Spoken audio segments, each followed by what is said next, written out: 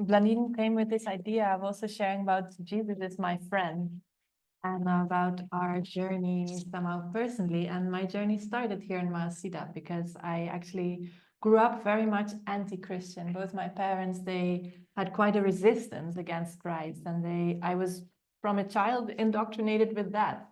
Somehow that stupid people have believe in someone who probably didn't even live. Somehow this was what I was growing up with.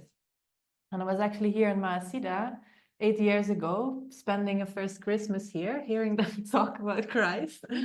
That planted the seed. Actually, it was already there. The friend was already alive, but I was totally not aware of it in a way. And I went home to the Netherlands to my mother, and I watched together with her this movie about the life of Christ. That is like, I don't know, many hours long. This Italian movie. What is it called again? Jesus of Nazareth. And somehow it was like, for me, a revelation from the beginning till the end. It was this feeling as if Christ was being born inside of me, that it was this complete feeling of, I know him so well and he's real, and it's not even, it's the reality within me. Somehow was this feeling of becoming pregnant and giving birth to Jesus on that Christmas somehow. And this is such a intimacy that I was totally rejecting the first part of my life.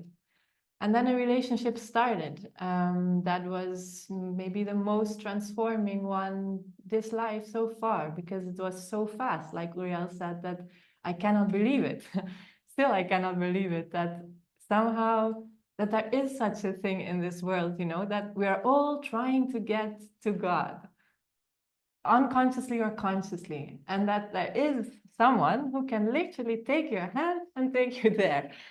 And this for me is such a miracle that, and for all of us personally, this feeling that Therese of Lisieux, this saint who is called the little flower, that says, like, she has from a child this aspiration to become like a saint, but she says, I'm reading the stories of the saints and they are like mountains and I'm not even a grain of sand. I'm so small in comparison, so how can I ever get there? And then she calls Jesus the elevator. She says, there must be something for little people like me to become like the mountain. They must make an elevator for people who cannot climb. And then she calls Jesus the elevator.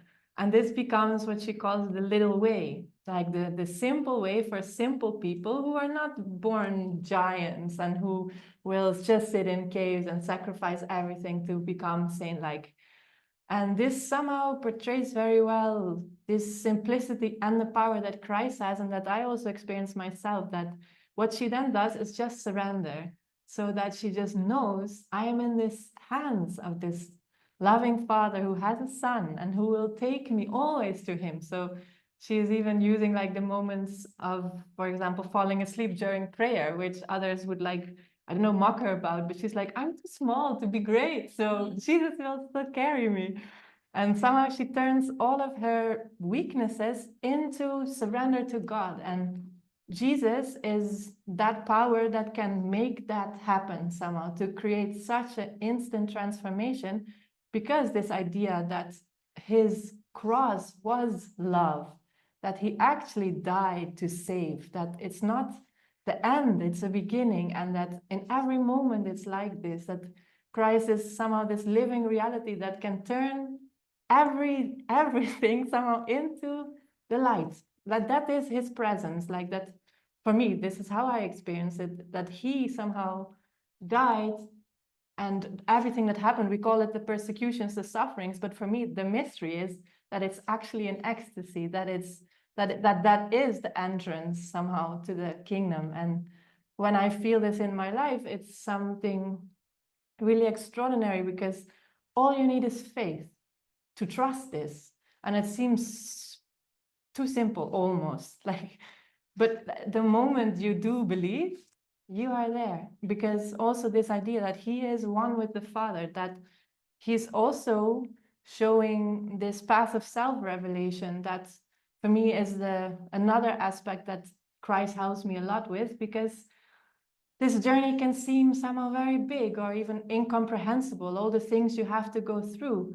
But Jesus is representing that reality. He says, I am the light of the world. If you follow me, you will not live in darkness, you will live in the light of life, or I don't know if I'm saying it exactly correctly, but that you can have this experience now by loving Christ.